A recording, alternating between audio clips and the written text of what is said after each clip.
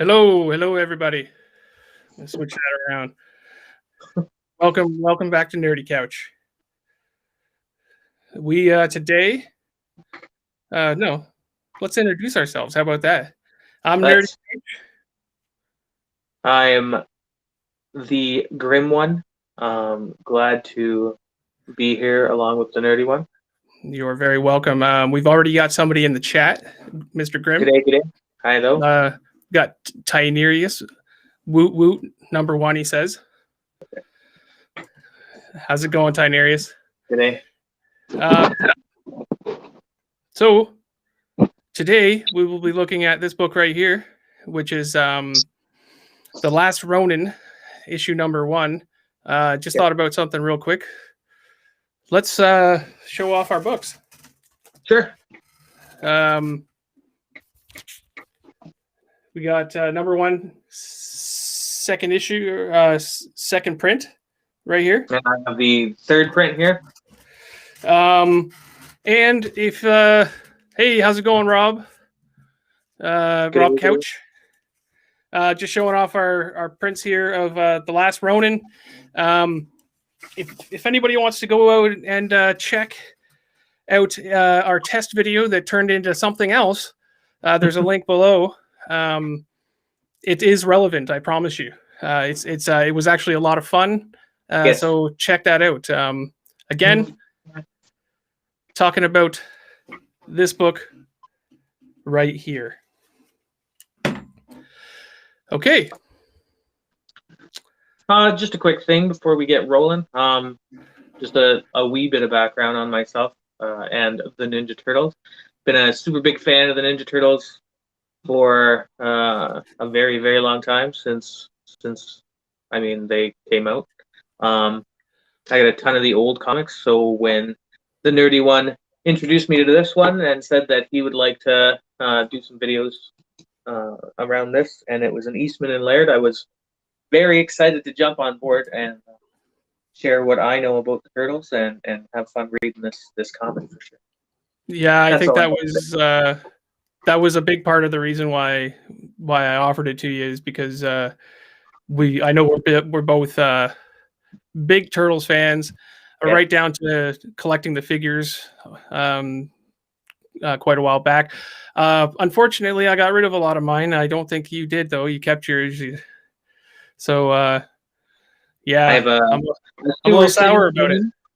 I have a Sewer City game right behind me, actually. Yeah, and yeah, I still have boxes and boxes of Ninja Turtle figures for sure. So. Yeah, big Turtle fan for both of us, and I think that's why this appeals to us so much. Yeah. All right. We can roll on. I'm done interrupting for a minute. Yeah. Let's get into this book. There's the cover for number 1. Looking pretty good. Yeah, I love it. All right, take it. Even just that cover there. Speaking of, it said a lot just in that one image, and I was very intrigued about this book just based on that cover piece. And what about the cover? Well, I mean, I don't want to give anything away before we get there, but it's the solitary image that I was really interested in. I think it's pretty obvious,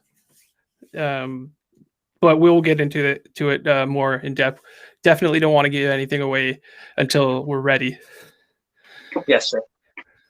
So yeah, the way the comic kind of starts off, and we're looking at one of the turtles hanging about, looking at some polluted water and whatnot, and talking to his brothers about sloshing through this muck that looks toxic, but obviously we know that the Ninja Turtles themselves are a product of toxic waste. So right away, if I could interject here, one of the first things I've noticed about the first panel is his the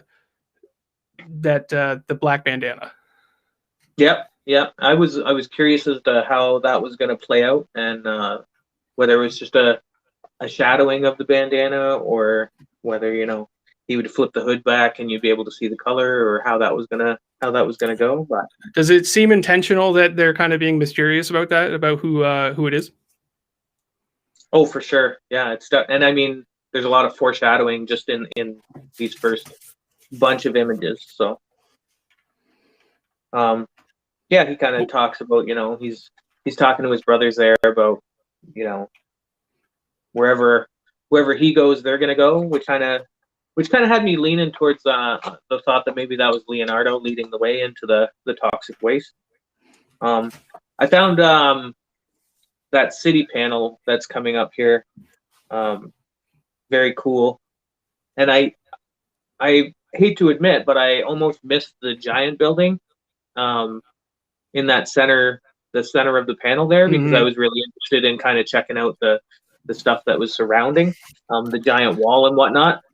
And I almost just turned the page, and it caught my eye just as I was turning the page, and I had to come back and check out the building. And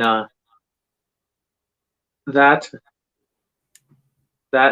building there, as soon as I was checking it out, I was like, man, that's got to be a foot building for sure, right? Yeah. Just take a second to acknowledge the chat. We've got Bootown's Games and Hobbies in here. How's it going, Brad? Lord Tarnarius says it looks like Leo to me. And I don't know the books. He's not familiar with the books, but it looks like Leo to him. For sure. Well, by the end of this issue, we will be finding out who that is. Yeah, and we will, but definitely, I'm going to try and save that bit to the end for sure. But, oh, for sure. Yeah, so that looked like a foot building, and then that really put that whole cityscape into perspective. Just what might be going on. So I was excited about that. As we flowed through these panels here, you really start to get a look at, it's that you keep getting this image of that one turtle, and he's, racing through and talking about how many years have passed, and trying to break into the city, which I found really interesting, is that, he wasn't in the Manhattan area. He was outside somewhere, and he's trying to get back into there. Flipping the old shurikens. Shurikens. People are calling them ninja stars, but we know what they are. Hello, Monica. Yes, sir. Hi. Hello. Welcome to the chat. Yeah, so breaking into the wall, getting over there, no big deal getting in, obviously. And he does mention that it's not the getting in that's the problem, it's the getting out, which I thought was cool. This panel here, I really got excited about this piece here, because it shows you what kind of future timeline we're working with. Because right away, definitely. Holy, there's flying cars, right? So, it gives you a quick image of how far into the future we're looking. So I was excited and intrigued about where this might be going. And as soon as I saw that, I started to wonder about, all of some of my favorite characters, right? Because they didn't have the longevity futuristic of a characters. turtle. Right? Yeah. And I mean, like, where's the other people that I had so much fun reading about in my childhood, because they'd be in those Saturday morning cartoons, That's right. Some of the wording on these panels right here, time to finish this or die trying, gives a sense of a long time feud. That's right. And I mean, it was, I think, in these next few panels that I really started to stop and look. If you want to go ahead to the panels just after this. So here, I was kind of intrigued about this solo turtle piece, and then I saw this panel where it's, again, that solitary figure, and he's been talking with his brothers all the way through. And then there's kind of the image behind of the three.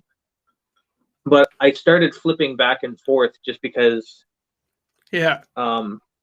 curiosity. Seemed to me that he felt like he was the only turtle at this point, because you didn't really see any of the other ones doing anything except for this one turtle. So I kind of started flipping back and forth, and I started thinking maybe the other turtles weren't really there, and he was just kind of talking to memories or however that looks.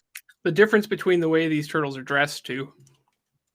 Yeah, I love that future apocalyptic look to them. They like right down to those goggles that he's got around his neck, kind of give it that future cyberpunk type feel to the whole thing. How's it going, Rob Lee? Hello, sir. Hello. Welcome to the chat here. Go to the next panel here. Yeah. So in this panel, I was like, oh, he's trying to figure out how he can blend in and get through this whole situation. He's checking out the bikes. I was like, oh yeah, this is gonna be cool. He's gonna be motorcycle turtle. That'll be fun. And then so he steals one of the bikes, and that piece right there, when they said check it out, Jones, before I got to those panels just under that, I got super excited because one of my favorite characters, especially in the movies, just the way he was portrayed in them, was Casey Jones, obviously. Casey was always one of my favorites.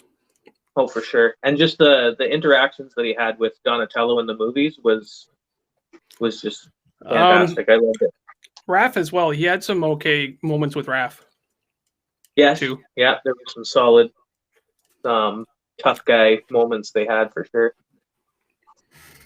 Anyways, once I got to that next panel and I realized that the lady there was Casey Jones,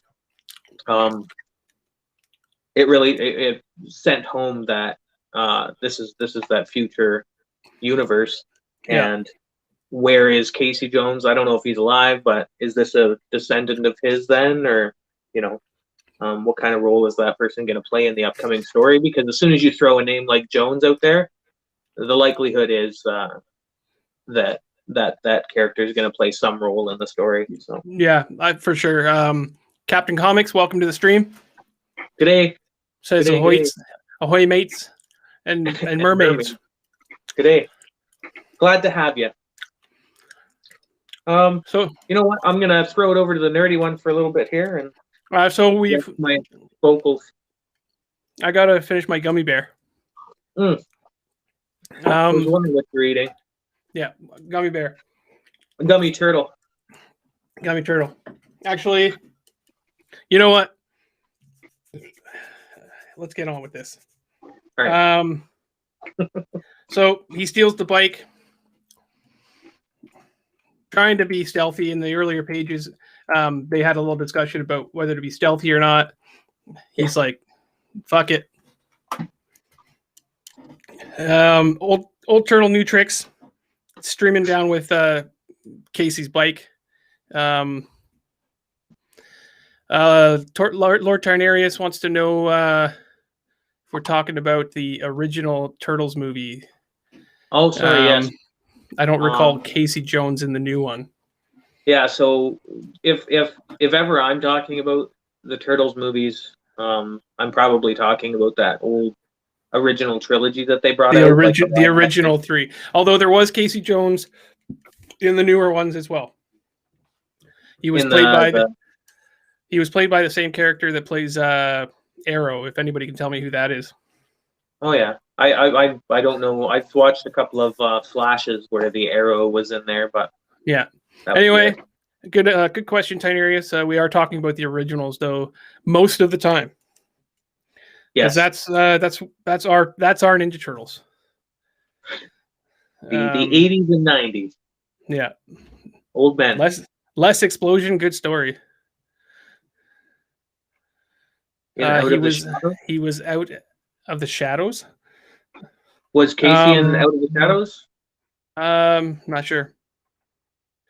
Anyway, we carry on. He's tearing through. Gets to a point where he needs to get into the building, but it is swamped with guards. Sees a fuel tank, sticks a piece of dynamite into his bike, blows up the tank. The voices are talking to him again, saying, "What are you going to do with these guards?" Calls him a couple of names and says, "You should use a glider or a catapult. Silent but deadly." Tosses the bike with the not grenade. It's a stick of dynamite. Blows it up. I think uses the momentum of that to launch him It says blast off there, so I think I'm right. Blast him off into a point where he sticks to the wall and goes through a grate. So now looks like he's in the building. This scene right here kind of reminds me of a what's that movie? The Shining. Here's Johnny. What's that? The Here's Johnny, where he's sticking his head through the door. Here's Johnny. They're like, "What are you gonna do now?" He's like, "Well, I'm gonna improvise." Goes through all the cables, finds a bottom of a sewer, says something along the lines of, you can't take a turtle out of this, or you can take a turtle out of the sewers, but you can't take yada yada yada. You know what I mean. You can take the sewers out of the turtle, but you can't take the turtle out of the sewers, or something like that. It's right in front of me. You know what? You'll get it. You'll get it one of these times. No, I won't. The brothers are like, "What does that even mean?" Which is what you guys are thinking right now. That's right. So he pops up out of the sewer, and this is the classic pop up out into the wrong place. You know what I mean? Pops up completely surrounded by people, guards, which he refers to as RoboCops. Yeah. I want to point out that, that the sewers in this time have alarms on them, which I thought was pretty interesting. Yeah. Actually, they make a point of that, and they said, I don't recall the manholes having alarms back in the day. Right in this panel here. So he throws down some smoke bombs. Classic Ninja Turtles. Books it. He's got to fight his way through quite a few of these robots. Realizes that they have katanas. So the next bunch of scenes here are him kicking ass. Oh, for sure. Right? To the point where he gets to knocking the head off of one of them and realizes that there is a human aspect to these things.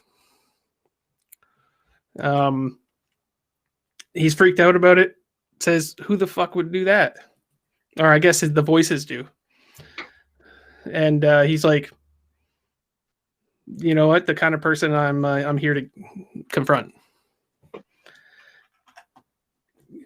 Carries on. Here's some more guys coming. They seem to be upgrading as he goes. They're just stepping up levels. Kind of tiers of bad guys right here. But he fights through them the best he can, saying, "Remember the lessons we were taught." Smokes a bunch of them. These panels really speak for themselves. Just pure ass kickery. I was just impressed with, it seems like it doesn't even feel like he's breaking a sweat yet in these panels, for sure. Not yet. Like he double kills guy here. Some new weaponry by the looks of it. Or I don't know what that looks to me like a coat rack.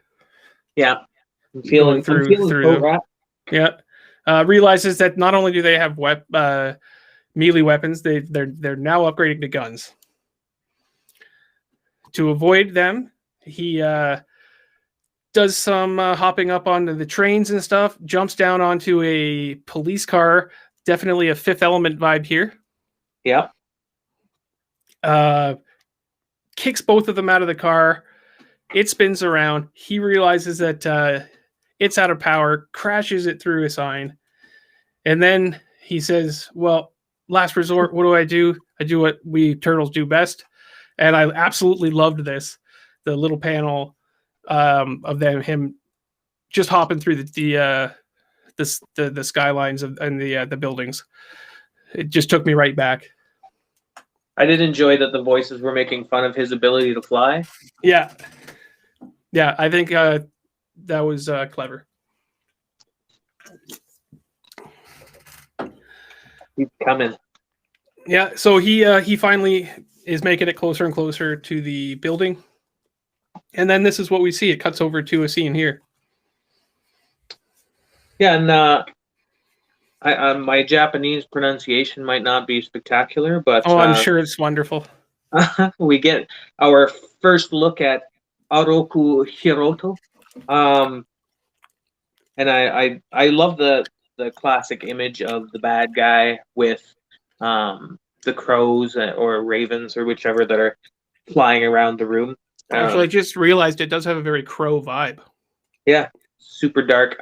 I you know what I found when I was reading this is it felt like there was a lot of little throwback jams to that era. That era, that 90s kind of era. Even just the Fifth Element pieces, this bit of Crow vibe. Definitely intentional. Yeah, I feel I mean it's smooth writing for sure. All the way through.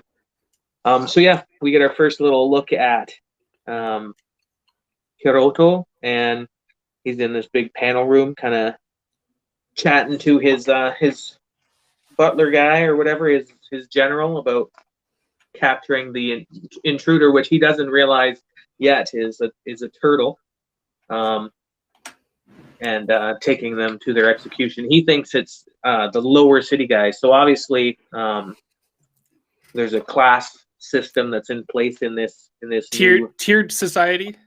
Yes, and it's tiered in in reality too, because there's those lower levels that we've been watching him kind of climb up through. Yeah.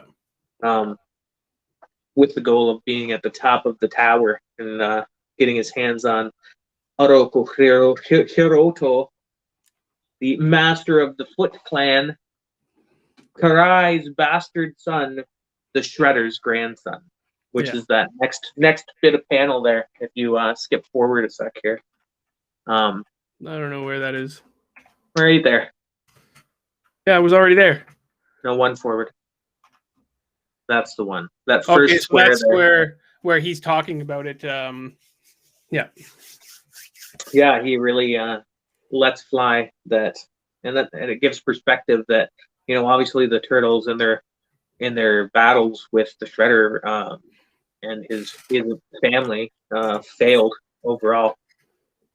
So that at this point we know that Shredder's grandson is running the show around here, and that I'd like to point out the middle panel there where it talks about the how they were born to fight in the war between these two families.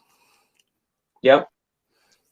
For the respect and honor, revenge, all of the murder and death that's happened really gives perspective, because I mean all of those things started with the Shredder straight up. So yep, you're right. So to talk a bit about how hard it's going to be from this point on, because he's reached the base of that tower and it's time to try and fight his way up. And he starts his journey, flips up into this giant tower, and realizes that he's hit military grade enemies at this point. So he needs to think of a new plan other than just that face-to-face ass kicking that he was doing before. Yeah. Decides to grab a bike and give her through. Manages to make it a little ways, but as turtle luck would have it, wipes out the bike, explodes the bike in the midst of some guys, and now he's going to have to do a little bit of ass kicking again. These are upgraded again once more. Yeah, we've hit military grade, so that's kind of cool. The white uniforms on black there. And the next bunch of panels is just a ton of ass kickery. My words exactly. Just enjoy the artwork here, right? Like, get another upgrade here. Yeah, and the upgrade, which I thought might be, a mini boss at least, actually gets taken out fairly quickly. Yeah, I thought he would last a little longer, but it's just a few blades flipped, and he just tossed that guy away. No big deal. It just kind of ninjas the shit out of him. Yeah, and then at this point, just after we get Oroku looking at those monitors and realizing that it is a mutant turtle that's coming from him for him. He's definitely surprised. He's surprised and scared. So that's a sign, and I'm not sure. It kind of makes me wonder if, comparatively, his abilities are lacking. They're not like his grandfather's would have been, where one turtle against the Shredder, likely wouldn't be taking him out. He's definitely letting other people do the job for him. Yeah. So he sends out some more of his elite units, but it seems like they are not a big deal, because as they're coming out and they're firing off their weapons. You want to flip forward a bit? Yeah, I just want to take a second to read some of the panels, what he says here. Sure. I can't wait to meet you. No more toys for Roto. Machines do all your fighting for you. Gutless. Yeah. And that's his angry ass kicking of that super soldier with the wheelie blades there. And then he just finishes her up. And he looks kind of like he's choking that thing to death, by the way. Yeah. The pure anger. Yeah. He does. He snaps its neck. Yeah. Snap. So he says, I'm coming for you. Human vibes to those guys. And shows you how much, I think, darker this whole series is, for sure. Yeah.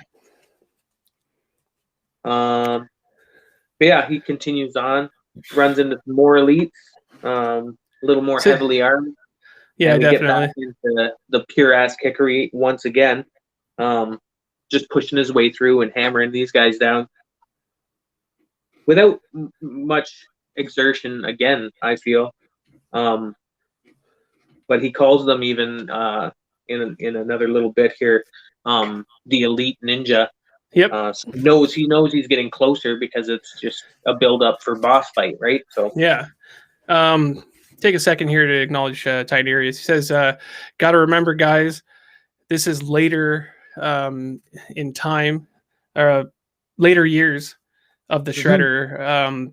The Teenage Mutant Ninja Turtles are much more skilled now. It's been decades." Yeah. So I mean, yeah, for sure, and I mean, trials and tribulations, obviously, for this guy, because they're not teenagers, they're adult turtles. So yeah, more skills, and definitely. So yeah, anyway, he's crushing his way up the tower and runs into these kind of clown-looking dudes with great big glaives, which are pretty badass looking. I thought they were pretty gnarly. I'd like to point out that he uses one of the robots to access the next level. Yeah, I think that's retinal scanner. Yeah, I thought it was interesting too. Is the voices? I'm gonna guess the voice of Donnie comes to him and talks about it being an old school retinal scanner. Yeah, the tech. Because I just assume it's Donatello, because tech stuff. Hydra Comics, welcome. G'day. Hi, welcome to this bit of a reading and fanboying. Yeah, we're definitely fanboying out. Big turtle fans here. Yeah. Slashing, slicing, and dicing. Busts out the old katana. And starts utilizing that to disassemble these new clown-looking super robots. Yeah. And busts his way through. Kind of drop kicks one straight out the building. Hydra, we're just going over the Last Ronin #1. Yeah. So yeah, he drop kicks Buddy right out the window. Just owns him and is continuing his way up to find the man, the legend, who at this point realizes, he's in for a world of hurt and shouts, "Activate the Stockman tech," which right away got me excited. As soon as I heard that, I was like, yeah. And I'm curious as to whether that's whether there's going to be a character that's introduced later, a descendant, I'm assuming, of the Baxter Stockman. Yeah. Because obviously that tech has lived through. Stockman was a mutant, so you don't know whether he could have lived this time or not, right? Yeah, that's true. He could be the fly man, cruising through, or who knows? Maybe his consciousness. I mean, he was a tech guy too, so he could have done the old brain in the jar thing or something like that. Yeah. So he's getting angry and angry, more angry. They're both getting more angry, just kind of yelling at each other through walls, essentially. I want that monster dead. Come and face me, Yeah. And then this is your scene, man. Oh, the Mousers. And I was so excited that they still had Mousers. And now we've got, Mousers with freaking laser beams attached to their freaking heads. Freaking laser beams. That's some of the coolest new upgraded tech from those little, Yoshi-looking Mousers that we're used to dealing with. Now you've got little pigs. Yeah, we got flying laser pig. So that's amazing. I was so excited to see the new upgraded Mousers. Chuckles, the silly piggy. Fuel your anger. Yeah. So the flying guys, they're taken out by some EMPs. Which apparently he utilizes just those the sticks to make the EMP, which I thought was interesting. Looks like it. Technology. Tech sticks. Fuel your anger. I did. The big guy though, he's a different story. Yeah. Obviously, he's got a little more juice behind him. But it's some sort of kamikaze bot because it just gives him the old full tackle. Yeah. And they're going out of the building now.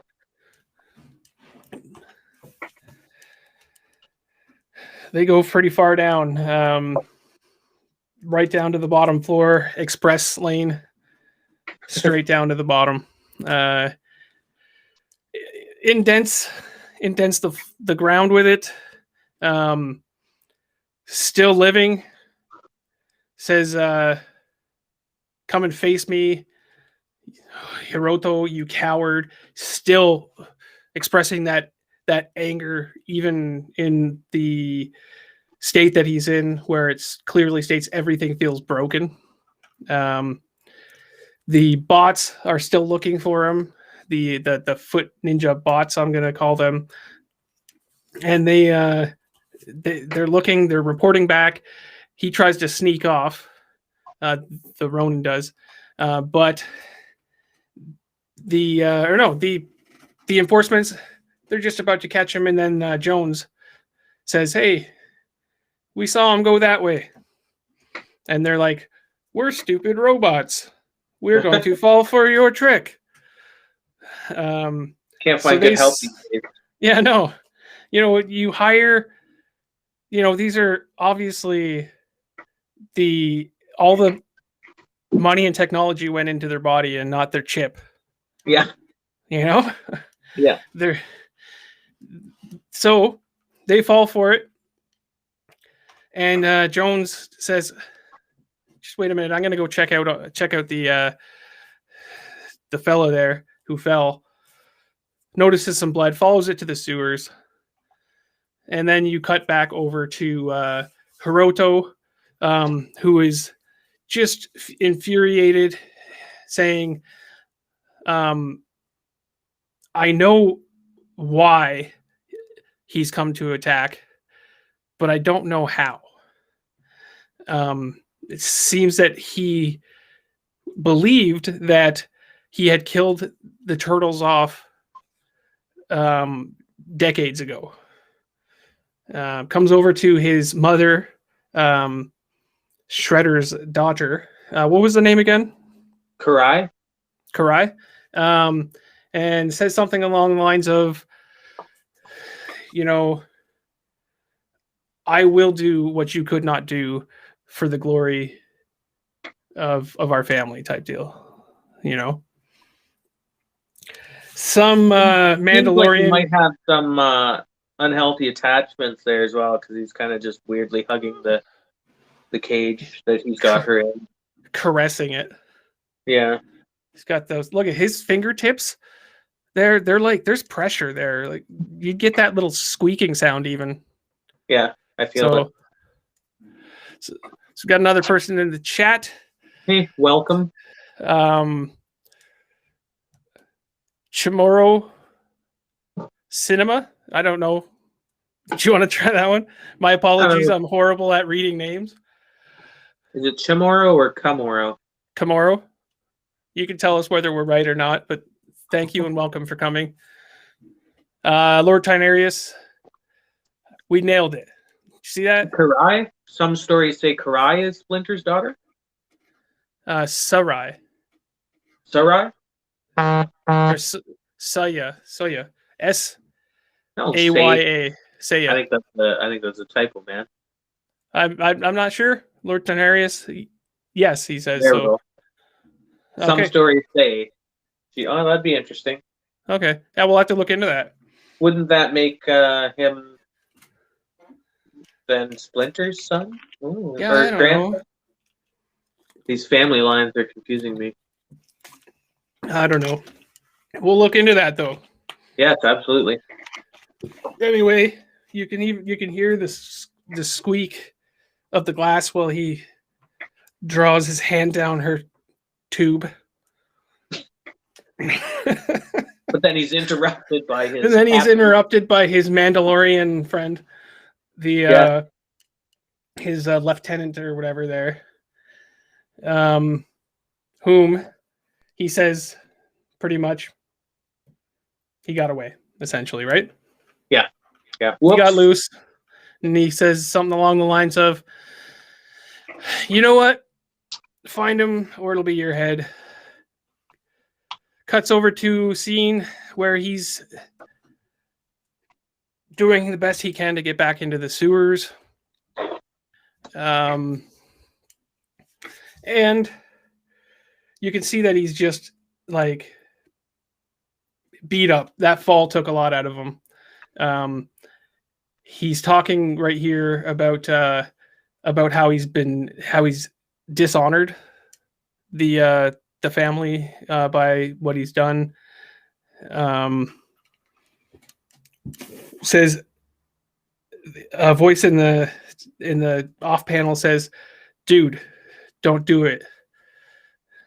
You don't got to do it." He's angry. He's coughing up blood, and then he lays down the weapons of the turtles. Yeah, these next few panels, I like that. There's 2 pages of panels here that there's not a ton of wording in them, but there's a lot so being said. In the images. Yeah, I love this. This is a dark moment. It's a heartfelt moment. There's a lot of context here in these pages. And these pages you're going to take a lot into the next issues with you. When does She-Ra step in? Monica, I don't know that you're in the right universe. No, I feel like you're a little off, but good effort. Good. Do you know what? Same years. Do you know what? I'll tell you what. I'll buy you anything you want, Monica, if she happens to appear in this short series. Okay? Yeah, that's a good deal, I think. Yeah. I'm confident, but for some reason, if like 5th issue, boom, She-Ra steps in. Foot in my mouth. Yeah. Yeah. Anyway, he's laid out Leo's katana, the nunchucks, the bow staff and the what is Raph's thing called?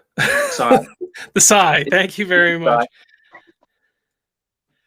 So I'm not getting anything, Monica says. That's about right. Has them lied out. He says, I miss my brothers. You can see that he's pulled out the bandanas and he's holding them there. He lies them on the weapons. Yeah. Says, I miss my father. More than anything, I want to make him proud. Holding his journal there. In the end, too little, too late. Story of my life. I'm sorry, Father, I failed. Please forgive me. And he's got that broken katana there, and he's ready to kill himself. Yeah, well, you know, any good samurai. Yep, and that's par for the course. But yeah, Lord Tenaria says Optimus Prime might show up later. Well, there you go. See, that'll be in. I'd be willing to deal with that. I could handle it, I think. So, what's that called when a samurai takes his life? There's a name for that. There is a name for that. Starts with an S. Anybody? Chat? If somebody could tell me that, it's at the tip of my tongue. I'm lying. I don't know what it is. Right before he's able to do that, he passes out. Well, not passes out, but nearly passes out from loss of blood, saying, too much blood, never lose focus, kind of starts to keel over. And that's when Jones steps in again. Finds him on the ground. Holy crap. You're a mutant turtle. That was my best voice for her, by the way. That was mildly disappointing. Seppuku is the ritual suicide, by the way. You didn't look that up at all, did you? No. No, you didn't. Why would I? You're debating one, but not the other. That's hilarious. She's surprised just to see a turtle alive. Yeah, there we go. Somebody else said something. Yeah, thank you very much, Lord Ternarius, for confirming that. You get this heart monitor. Uh-oh. Heart monitor turns into what appears to be a memory, would you say? I don't know. Yeah, I mean... a flashback? I was pretty...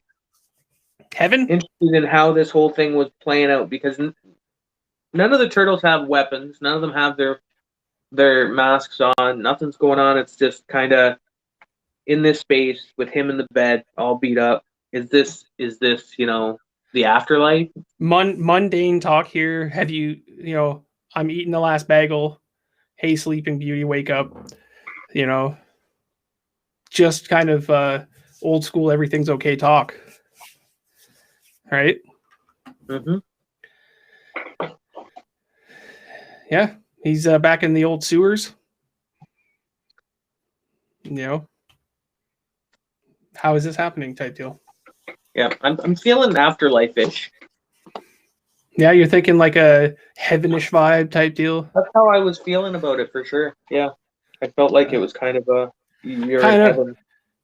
kind of like he was near death, right? For sure. Yeah, definitely like a light flashing before your eyes. Maybe, I don't know. But in the lower panels, we hear someone saying, "Thank God you're up." And then you flip over, and this is the last panel where we get... I'm gonna go ahead and say it. That is a dye job. Yeah, she is definitely aged. To keep that red hair. Actually, though, some of the red people, I have to say, because I have a red beard, you Yes. know, our hair seems to stay that color Well, for longer. Sure. I would give it that, but decades? I mean, Decades she's probably, let's say by the end of, the things that were going on, April was 30-ish, and now she's got to be 60. you're doing the math, eh? Just math. I'm feeling like she's into her 60s. She's up there. Yeah. Like, so if she's anyway, keeping, genetically, if she's keeping that red hair for that long, I'm impressed. But I feel like, there's no shame in throwing a little dye in there. Yeah, no, never. Don't ask her age, though. It's rude. No. But the main point here is that she's alive. Mm-hmm. She's still around. She says, the Ronin here says, April, it's really you. So he hasn't seen her in ages. Yes, it's me. And she's relieved that he is alive still. And then says the words, but who were you just talking to, Michelangelo? Mic drop. The mic in more drop. Than one way. Rob says she looks good for 60. For sure. Still got that yellow coat. Yeah.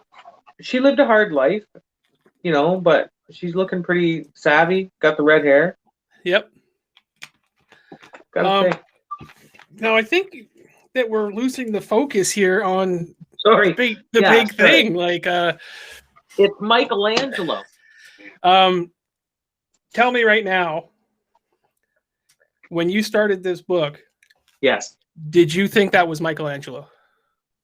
There's no way in hell I would have out of the 4 turtles. I wouldn't have said that it would be Michelangelo or Donatello. Just yeah, Lord Tonerius, it's Mikey. Yeah. So just based on the traits of the turtles as I know them, I wouldn't have said Donatello or Michelangelo. Leonardo, I felt like, could have lived in the post-apocalyptic just through sheer stubbornness and leadership skills, or Raphael because he fits the vibe already. I think Raphael is too obvious. Yeah. Which is why I had initially went Leonardo for sure, right? I was like, okay, Leo made it out. Feels like a bag of shit because he let his brothers down and they're all dead. He would be the one to be thinking that he had failed like that. Right. But obviously this new existence really twisted Mikey up. I mean, there was those little aspects of his humor. If you do it like a second read through, you can kind of feel those little not pieces, so obvious though. No. Yeah, Lord Turnarius, I think that Leo or Raph were the I'm gonna guess most people would have thought that. Mm-hmm. And I think making it Michelangelo was brilliant. Yeah. Now, expert bit of writing for sure. I'm a Mikey fan, and you've known that for a long time, Grim. Yeah. Yeah. And I'm ecstatic that it's Mikey. I'm sure. I would have been happy if it was Donatello. Yeah. Just Garrett, so everybody knows, I'm a Mikey fan. Donatello is Grim's boy. I think Raphael for our friend Derek.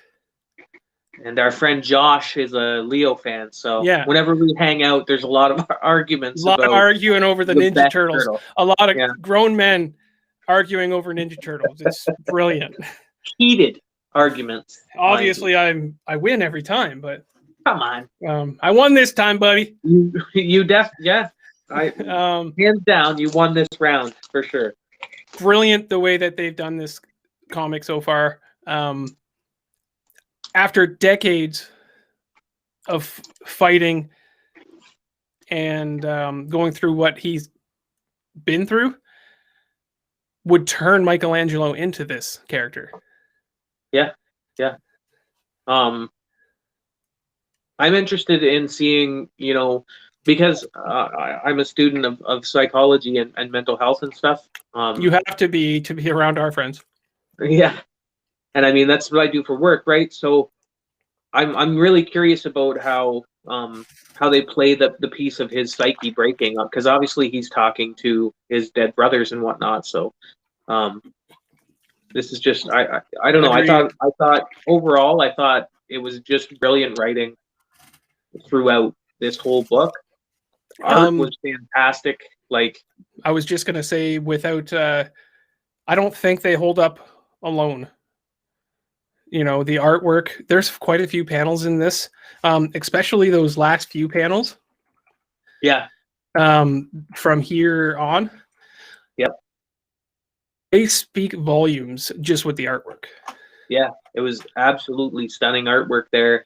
You didn't need a lot of storytelling in those pieces. It was all about what those pictures were telling you. It was the context stunning. Is there. Oh, look at all the Donnie fans up in here. Yeah, I'm noticing. I noticed, but I didn't want to say much because they're all ganging up on me. That's right. You know what, though? I'm happy that they made it, not just because I'm a fan of Michelangelo. I'm happy they did it because it works so well. Yeah, and I mean, when you read back through and you look at it, Michelangelo was definitely the right choice for it to be to maintain interesting, like to stay interesting and keep that story. Everything else is just too obvious, I think. Like, just if it had been Raph, at this point we still wouldn't be talking about it. Oh, I just poked my camera. That was noob move. Sorry. Don't worry about it. We're noobs. But like I was saying, if it had been Raph, we wouldn't even be talking about this right now. As long as we have. It wouldn't have been as interesting of a. It would have been like, oh, it's Raph. It's like the M. Night Shyamalan of Ninja Turtle comics for sure. Raph wakes up in that bed. I'm like, okay. Mike wakes up in that bed, and I'm like, yeah, man. I'm like, oh my god, type deal. Yeah, like it's Mikey. I mean, and you get the two surprises right in this last panel, right? Because you get, wow, April's still alive. Oh my god, that's Michelangelo. Yeah, it's almost not enough time to appreciate April. Yeah, which is why I wanted to make sure that we talked about April's hair and the fact that her age, she hasn't aged poorly even in a post-apocalyptic world. Yeah, Rob's pointing out that Dawn has been his favorite for a while too, and I knew that too, but I choose to ignore it. Seems like this is a one-sided talk here. All of a sudden, like it's like Team Grimm is winning. Right here for sure. Yeah, taking it home. But all in all, I would rate this book extremely high. Probably one of the better books that I've read in the last while. And for sure. It leaves me excited to read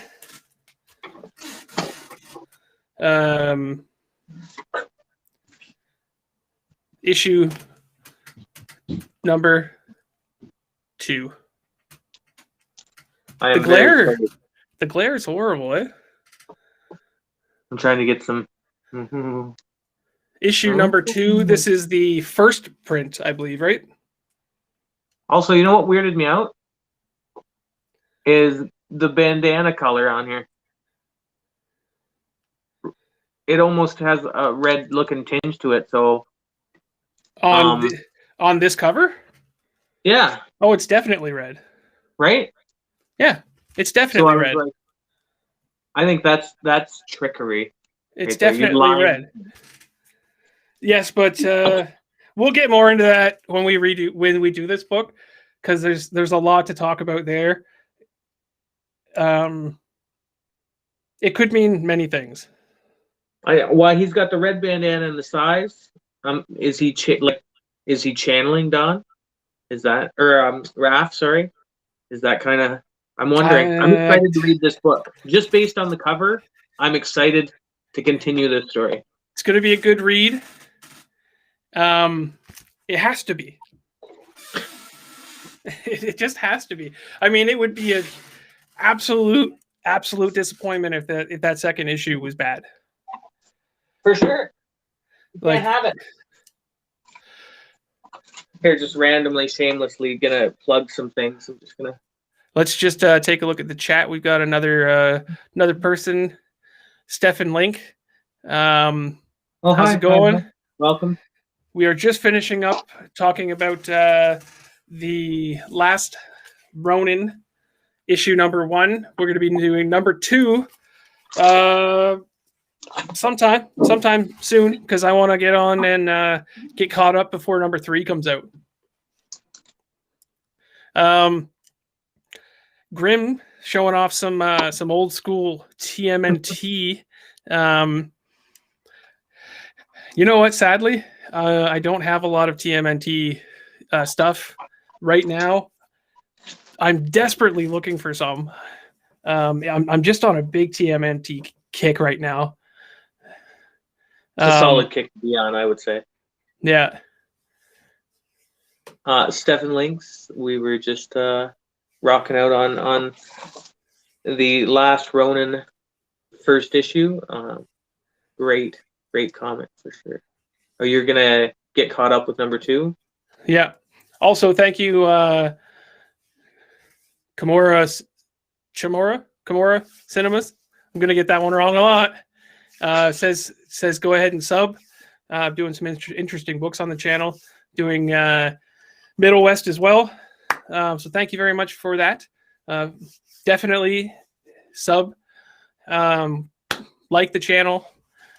Like the video. It definitely helps out with the algorithm. Algorithm. Stefan Link just subbed. Thank you very much. I'm planning on being a mild regular to the channel if I can. Yeah, Grim, I'm gonna have you back on for sure. Stefan, thank you for subbing. Guess tell you what, Stefan, since I like my gummy bears so much, if you go ahead and send me your information to my Instagram, I will send you a pack of dollar store gummy bears. Wow. Aren't you glad you joined today? That's what you get for subbing today, Stefan. I will actually send you a pack of gummy bears if you leave me your information. Yeah, see, everybody likes gummy bears. It's a deal. It's a deal. Nice. I'm really liking that. That's awesome. This might be my new thing. Everybody's got to have the thing. Don't be choking on gummy bears over there. I'm going to. I've got little soda pops too. The gummy soda pops. Oh, they're so delicious. The cola ones? Yeah. Yeah, very nice. Very nice. Well, this is degraded into a random conversation about gummy bears, but I'm definitely okay with that. Thank you 100 times for having me on your channel. I'm looking forward to being back in here and definitely hit up more number reviews 2. with you for sure. Yes. I think we're probably going to close up. Oh, definitely the cola ones here. You let me know whether you would like the cola ones or the gummy bears. Maybe I'll send you both.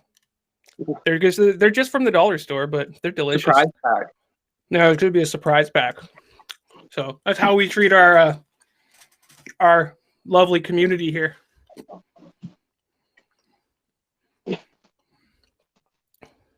Pulling random stuff off my shelf. Oh, that's nice. That's nice. Oh, and you know what? I do have some old school Ninja Turtle figures that Josh gave me. The black and white ones in the box. Nice.